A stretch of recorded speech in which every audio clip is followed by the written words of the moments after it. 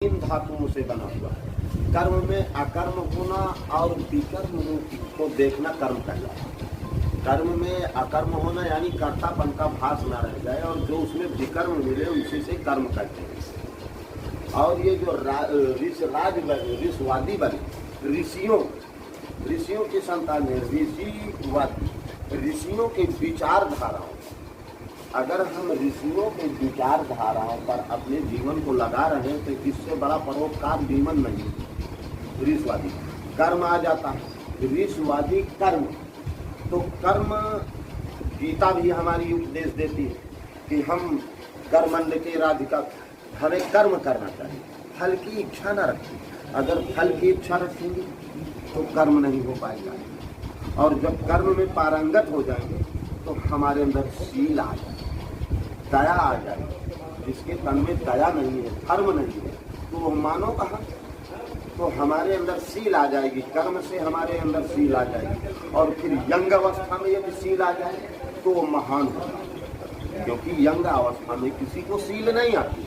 और जब यंग अवस्था में शील आ जाए तो ऋषियों का आशीर्वाद है, ऋषियों का आशीर्वाद है। तो जब शील हो जाएगा तो उसके हाथों से सत्कर्म होंगे, परोपकार होंगे, परमार्थ होंगे। इसी से इन दोनों शब्दों में, कश्यप में भी और परमार्थ में भी और शील में भी, प्रथम एक एक शब्दों का जब हम विश्लेषण करते हैं तो कश्यप बन जाता है।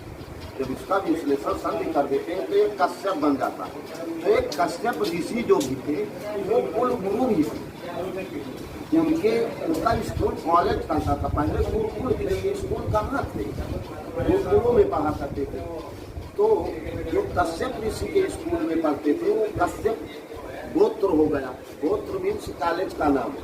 तो कश्यप ऋषि के रंग में ब्राह्मण भी पढ़े, क्षत्रिय भी पढ़े, वैश्य भी पढ़े। तो जिन्होंने उस स्कूल से शिक्षा लिया उनका गोत्र कश्यप हो गया। कोई भरद्वाज ऋषि मुनि से आश्रम में पढ़े तो उनका गोत्र भरद्वाज हो गया। शैंडिल महाराज ऋषि के गोत्र में पढ़े, स्कूल में पढ़े तो उनका शैंडिल गोत्र हो गया है। इस प्रकार से उपमन्यु गोत्र हो गया।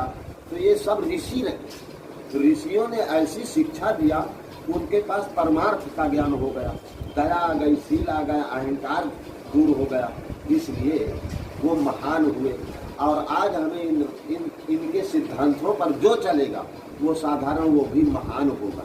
क्योंकि जब हम कोई कर्म करेंगे, कर्म करते करते हमारा अभ्यास हो जाता है तो हम